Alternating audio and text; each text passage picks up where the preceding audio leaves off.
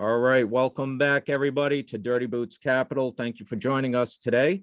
Today, we have a very special guest. His name is Winston, and he is by far one of the most successful individuals I know as a real estate investor. So I want to bring him on, have him share his story, and not only within real estate investing, but also his backstory of how he got to this point. So without further ado, Winston, welcome to Dirty Boots Capital. Well, thank you very much, Tony. I do appreciate the opportunity to come on and share my story, and hopefully we can do something that may help somebody else grow a business or get a start, get off of the ground and start moving on it. Absolutely. That's what this is all about. I was actually doing a video with somebody else the other day, and we were joking how having a YouTube channel is not a profit center. The guys like me and you and others that actually jump on YouTube to do these things, this is to help people, right? Purely to help people. This is our time. This is our investment in equipment, video equipment, lights, cameras, all that sort of stuff. So it's not a profit center. And I appreciate you coming on to share your story, because I know some of your backstory, and I know the audience is really going to enjoy it today. So let's jump into it. Tell us a little bit about the real estate investments that you do. Everything from, I know you do some remodels, and you don't go in and just buy one home. You go in and God bless you, you buy the entire friggin' neighborhood, which I find so fascinating. Well, right. So right now we have a neighborhood that we're buying is 41 houses, and it's every house in the whole entire neighborhood. I own the property behind that neighborhood, and I own the property in front of that neighborhood. So basically I got an apartment complex in the front of that neighborhood. So we're going to take the apartment complex, then the neighborhood behind it, and use it as two different types of rental. One of them is going to be a multifamily rental. The other one's going to be more people with single family. And then we're going to take the 10 acres we own behind that, and we're going to make that 10 acres more of townhomes and stuff like that. And that's going to give us enough property and enough doors in that one area to be able to come in and put a rec center, come in and put a pool, and come in and put some other stuff that we can't do with just a neighborhood, or we can't do with just an apartment complex, because the apartment complex is only 60 units also. So that'll give us enough room where the infrastructure will support itself, because we'll have enough doors right there. But basically what I do is we go in and I do new construction. So we build houses from the ground up. We do a lot of land development. So I like to go into an area. A lot of times I hear a lot of people complaining right now about the price of land and how, hey, I just can't find a good deal. Well, we all deal with that same stuff, looking for something that'll cash flow like we want it to cash flow, give us a rate of return we're looking for. And that's hard. So sometimes we have to make that deal ourselves. Well, I do that a lot of times through land development. I may buy a piece of land that has 4 acres, 5 acres on it, and I may be able to rezone that and put 6 to 10 houses on there. And then we'll redesign it, we'll plat it out, we'll bring it through engineering and get an engineer to draw it all out, bring it to the city for planning and approval. And then once we get it approved, we'll just go in there, start construction on maybe all of them at one time. We've done all of them at one time. We've done as many as 10 at one time, and we've done as few as one at a time. So it just doesn't really matter. We go in there and start building, and because we can get our land costs at probably a third of what it should be, much cheaper, then that gives us way more profit in the end on it. So we do that right there as far as new construction, land development.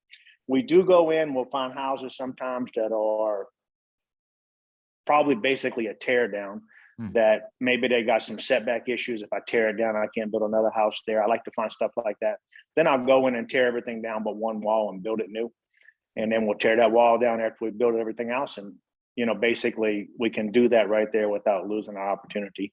So we'll go in there and rehab stuff like that. We got a house right now that we bought a lot of 5 houses the other day, and one of those houses is in rough shape. So I'm gonna have to go in and take all the floor joists out because they're rotted, and we'll do a complete rehab on that right there. So sometimes that happens, but most of the time, if we buy a rehab, it's not too bad. It's a pretty simple rehab, but I would prefer the new construction. I think the new construction is easier. I think there's a lot of people out there that are scared to death of new construction, but it really is just get out there and do it. Once you get out there and do it, you'll find out that the new construction really is simple. It's not a lot of work. It's, and I do all of this right here while, I did five new houses that I built while I was in a whole different area of Tennessee. I'm in Nashville, Tennessee.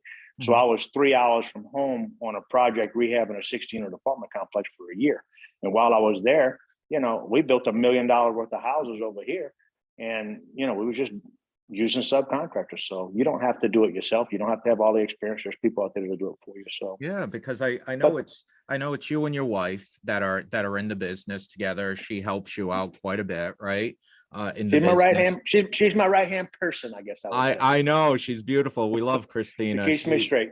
She is awesome. She is absolutely awesome.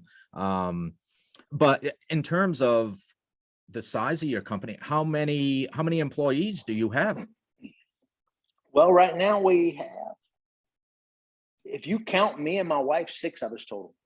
Okay, so not huge. You're not And like, like no, 100 employees doing all these different projects. no, and we own 167 doors right now. Wow. So when I close on this neighborhood, we'll be over 200 doors on that right there. Plus, we're fixing to start construction of a 16-unit apartment complex here within the next several months. Yeah. And so, I mean, that's a lot, and it's just us, and we don't really have any plans of hiring anybody else in the near future. We have enough to handle what we got very easily.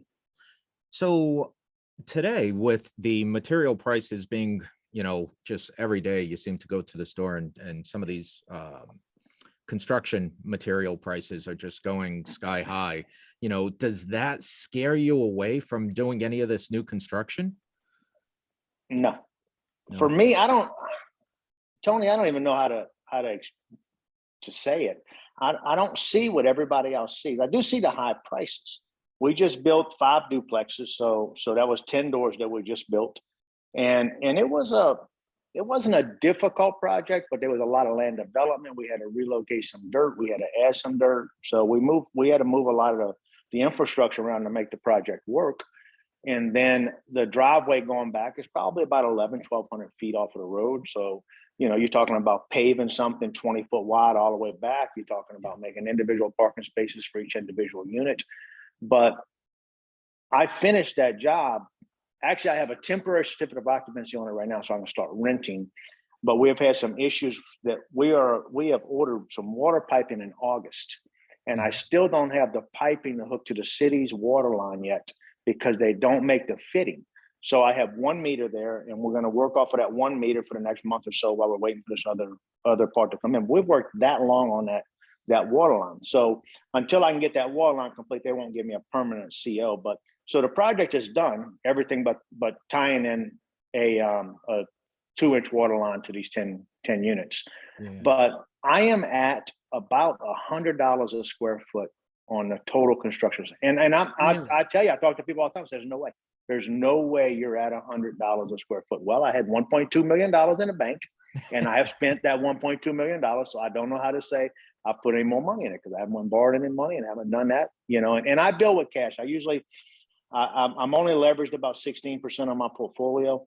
So I will go out and I will borrow some money off of one of my other properties. I'll put it in the bank, and that's what I'm going to use so that I don't have to deal with a construction loan or anything like that right there. So we'll build that, and we'll build whatever we can build, as much as we can build, and when we run out of money, we go borrow somewhere else. But typically on what we build, when I finish building, this apartment complex will be worth probably close to 2.2 million or so, or not apartment complex, the 10-unit duplexes. So it'll be about 2.2 million on them, and that'll be basically twice what I got in it. So you had mentioned you're going to be renting those individual units out. So help me understand, why would you rent those out versus just selling them outright? Well, my philosophy is, and I do this with single family houses and multifamily houses. Let's talk about a single family house on that first.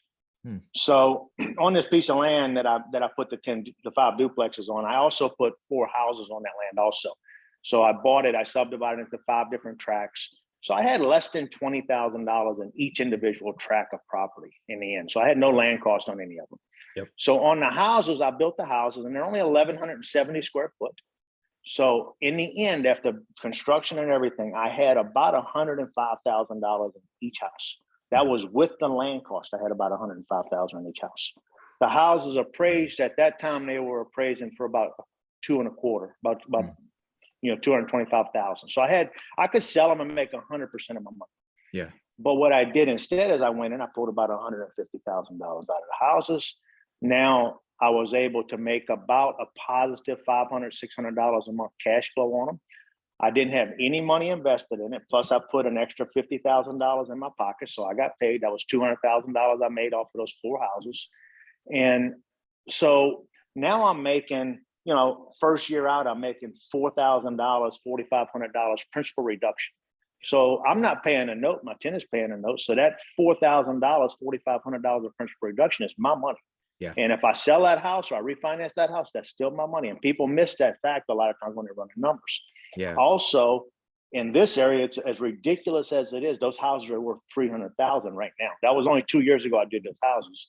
Yeah. So those houses are now worth $300,000. So the appreciation has been more than 15 to 20% every year that since I've had them. Actually, it's way more than that in that area.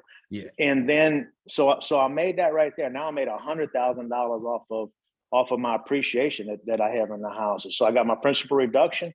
I got my $500 a month. So let's say we're making roughly, $20,000 a year, $25,000 a year now.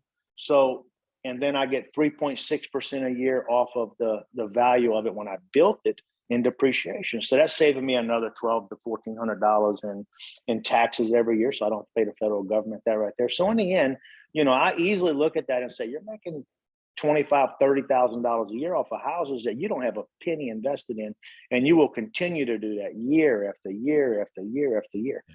And they talk about what a housing market might drop 20%. So what? I made 20% last year. Drop it. Absolutely. It's not going to kill me. My rents haven't went down. My rents have went up. My rents have went up. When I first, my rents have went up from, I think we started renting those at 1,000. Those must be 3 years old because I think we started at 1,000, but now we just rented one the other day for $1,650. Yeah. So that's how much the rents have went up in that little bit of time. So what you just said there in a matter of, I don't know, two minutes, right? Your monologue there for 2 minutes, incredibly valuable. I encourage the audience to rewind, listen to that again, right? Just what Winston just said, rewind, listen to what he just said. If that still doesn't make sense, go back and watch the video that I recently posted called Infinite Returns. Right? Watch that video. It's just a 5-minute video on infinite returns. Watch that. It details exactly what Winston is talking about and exactly what I just did on a condo that I purchased six months ago. And the point is, you don't have to be, any of the audience members here watching today, right? You don't have to be investing $1 million, right, in a project. You can start by buying a condo and only having $30,000 into it, and then eventually working that $30,000 back into your own wallet, which is basically what you did, Winston, with your properties, and is why it's the answer to the question I asked, Winston, why are you renting versus selling those properties? Because if you rent them, you will always have them as an asset. They will always be paying you cash flow, even if the market goes to zero. Right? That's it. They are still going to be paying you, each and every month to hold on to them. You're still getting your depreciation on them, so there's still many good things. Your tenants are still paying your mortgage on them if you end up having a mortgage on them, right? So there's a lot of valuable stuff in just that 2-minute segment. So let's say you sell it though. Let's say you're able to make, you got $100,000 in it for easy numbers. You can sell it for $200,000.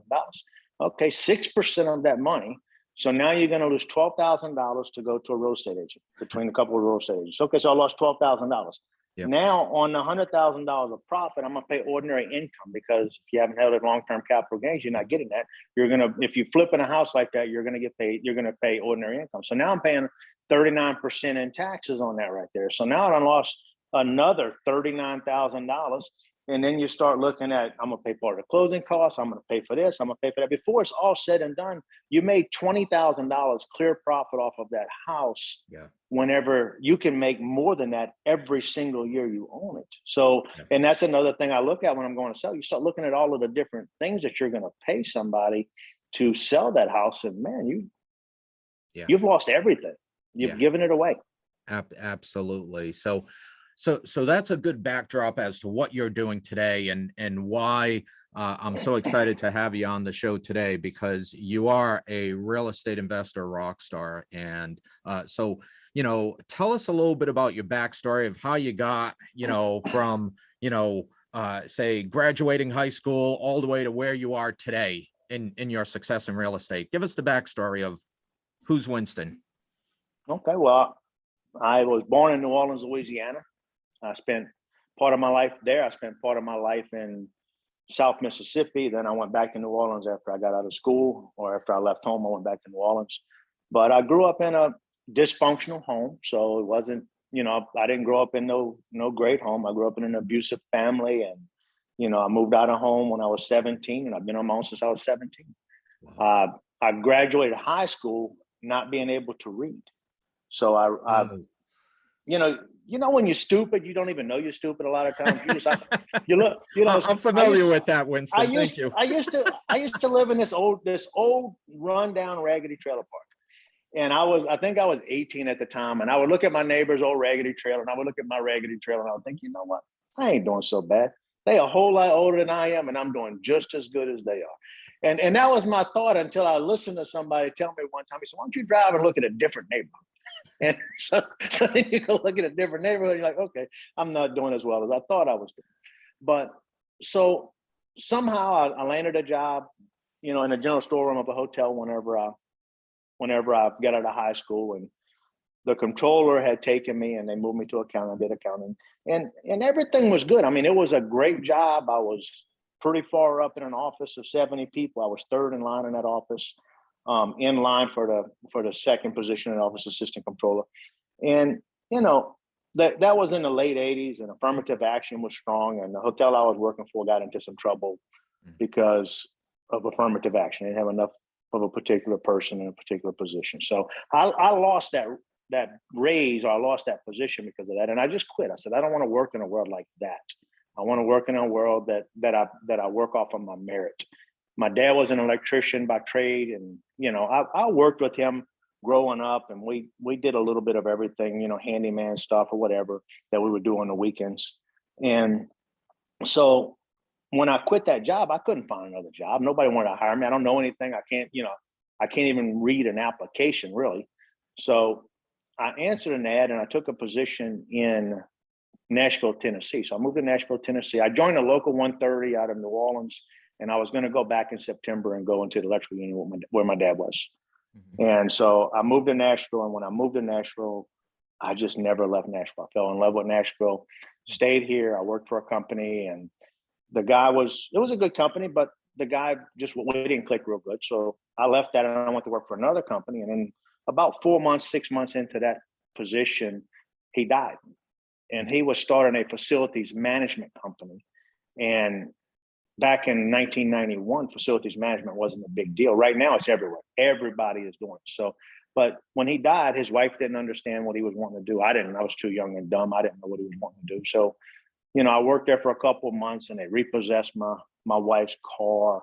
Mm-hmm. We was living in a trailer that we lived in this trailer for 2 years with no running water because we couldn't afford to dig a well. We had plywood over half of the windows in the trailer. I mean, we were just poor. I mean, we didn't have nothing. Yeah. She would make a pie with baked beans and hamburger meat and cheese, and we would eat on that for days. And, so after they repossessed her car, I come home and she said, you got to do something different. This isn't going to work. Mm-hmm. So I gave them my notice. I said, I'm going to quit on Friday. And on Friday, I quit, and they shut the whole company down on Friday, which is what needed to happen when the owner passed away, probably. Mm-hmm. And after that right there, I went home. I didn't know what I was going to do. But that night, I got a call from a guy that was a maintenance technician for Hardee's Restaurant. I had never met the guy. I'd only ever talked to him on the phone. We talked about collections or something with receivables or something in the billing area, because that's what I was doing. And he called me up and he said, hey, Winston, he said, I hear you left the office. I said, yeah. He said, what you going to do? I said, I don't know. He said, why don't you start a maintenance company? I said, I don't know anything about maintenance. I said, that's not what I do. I do accounting work. And he said, no, he said, just tell me you'll show up. If I call you, you'll show up. He said, if you'll do that right there, we're gonna do this. And I said, okay, I can do that. So that next day, that Saturday morning, he called me up and he sent me on a call in Fairview, Tennessee at a Hardee's. And on a bun toaster. I don't even know what a bun toaster looked like, know how to turn it on or anything. And, you know, I got there and I figured it out. Yeah. And I just never, ever stepped on a piece of equipment that I couldn't fix. And I sat there and I come home and I'm thinking, I told my wife, I said, you know, if I can just bill out $100 a day, I'm doing better than I was doing before. And that's good. So right off of the bat, I set a goal right off of the bat. I'm very goal oriented in everything that I do. Yeah. So that year, between March of 1992 and December of 1992, I built out $382,000 worth of service work in that period of time. And once I realized I could do it, then just nothing ever stopped me. That's all I ever did. So I did that from 92. And then in 2005, I had a friend of mine that was into real estate, and he kept trying to get me to buy a trailer park. He was a real estate agent. Yeah. And I said, I'm not buying no trailer park. And he just stayed on me and stayed on me and stayed on me. And then after about 6 months of it, he come to me again. He said, I'm telling you, that trailer park's still available. You need to buy it. There's synergy between your company. I had to go look up what synergy meant. I didn't even know what it meant. 2006, I learned how to read in 2000. So I was 30 years old, or, or maybe 2002, 2001. I was 30 years old when I learned how to read. So I'm sitting here saying, okay, what's this word even mean? So I'm looking it up. All right. So I wound up buying that trailer park, and it always made money. It always made $14,000 a month. And it was a piece of crap trailer park. It was like what I was in when I was comparing myself to everybody else and saying, how am I doing? Yeah. And I still own that trailer park today. Yeah. And that was my avenue to real estate. And from there, I would just buy a house, and I would utilize my people a little bit on a house when we were slow to do it. And then I would use subcontractors when we weren't slow. Yeah. And that's basically how I got that start in real estate and how I grew it. And I just continued to add and continue to add to continue to add. I'm not a guy that I don't like fancy stuff. I don't need to impress nobody with anything that I am. I'm very down to earth. So yeah. even right now, I'm 53 years old, and everything I make, I invest in real estate. I don't take any money and go buy stupid stuff. I take everything I make and I invest it. I did a podcast with a gentleman a while back, and we were talking, and I said, I don't even own a personal vehicle. I said, the only thing I own is a service van. And I still, all I own is a service van. I said, I don't have anything to go out on a date with my wife in. I don't have a car like that right now. I don't have anything like that. And then I had a guy flying in from London to meet me on a deal. And I told my wife, I said, I've got to go buy something. I said, I got to pick this guy up in something other than a van.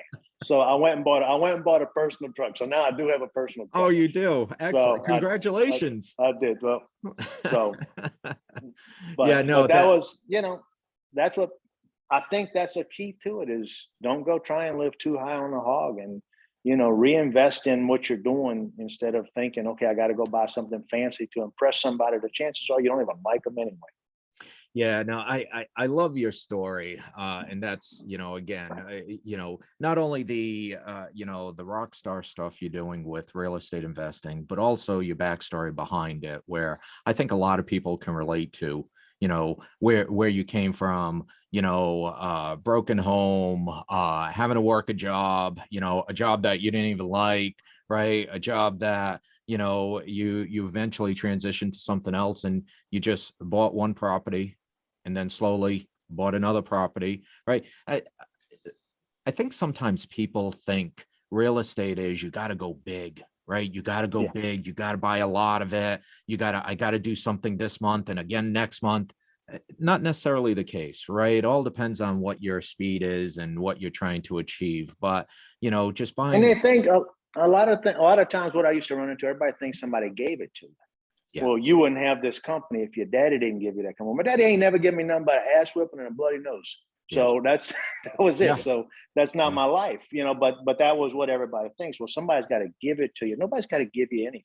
You just got to want it. And if you want it bad enough and you're willing to sacrifice what it takes to do it, anybody can do this. I don't care. I didn't learn to read. Like I said, I didn't learn to read until I was 30 years old. So it isn't an education. It isn't anything other than the ability to work harder than the other people that are around you are working, and just go get it.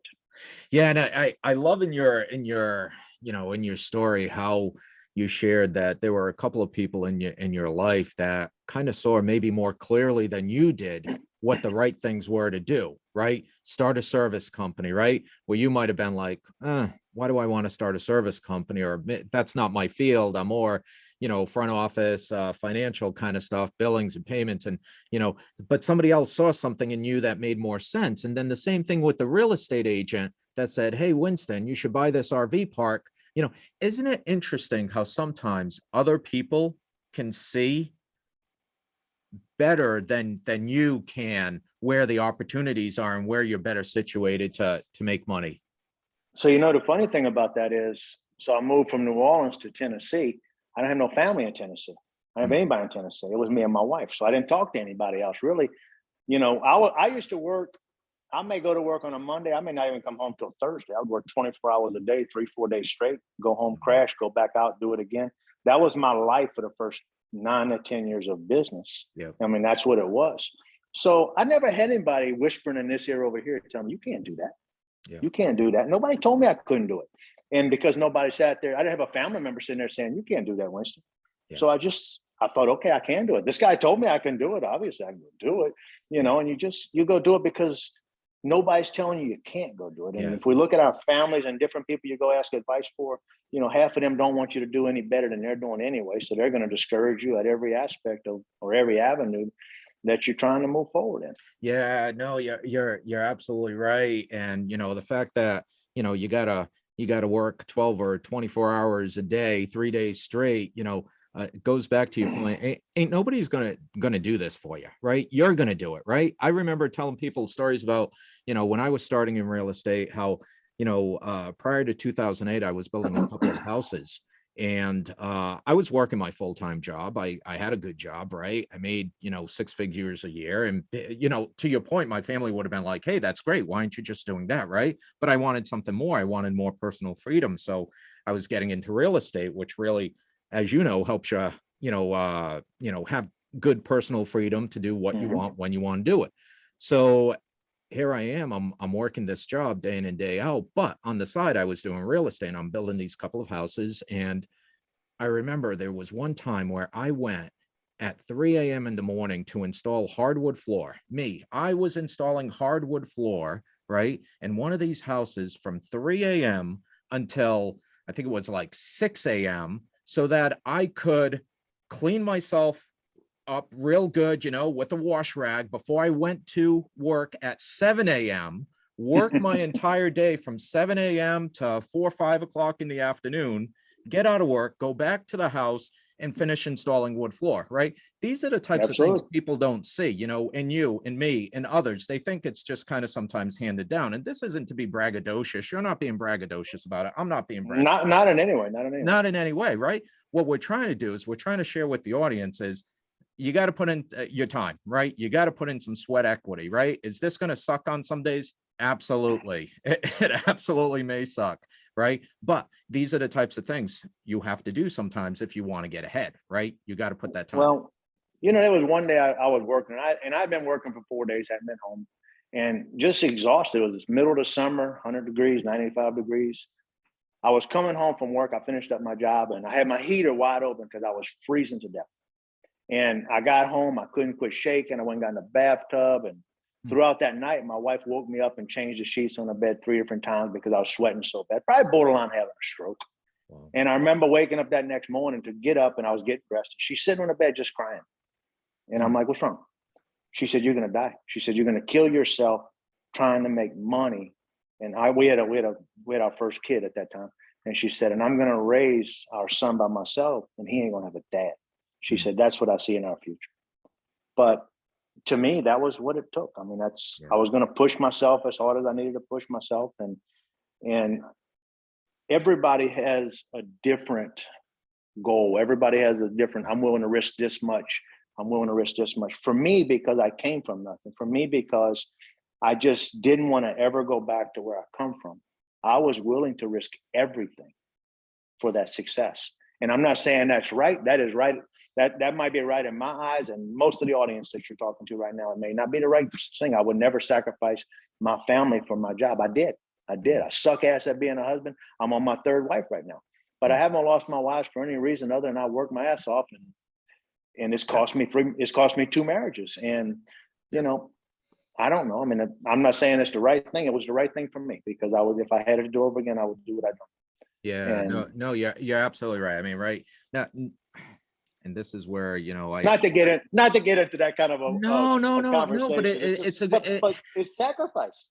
it's absolutely sacrifice. You bring up so many good points today. So I don't want to keep the segment too long because I want folks to feel like they can watch 15-20 minutes at a clip, but I'd love to have you back on the show the next time you're free. I know you're a busy guy, your arms and legs all over the place. So I want to thank you again for coming on Dirty Boots Capital, and I'll be in touch for when we can connect again here, my friend. Anytime, brother. Anytime. All Thank right. you very much for the opportunity to speak to you. Absolutely. Thank you.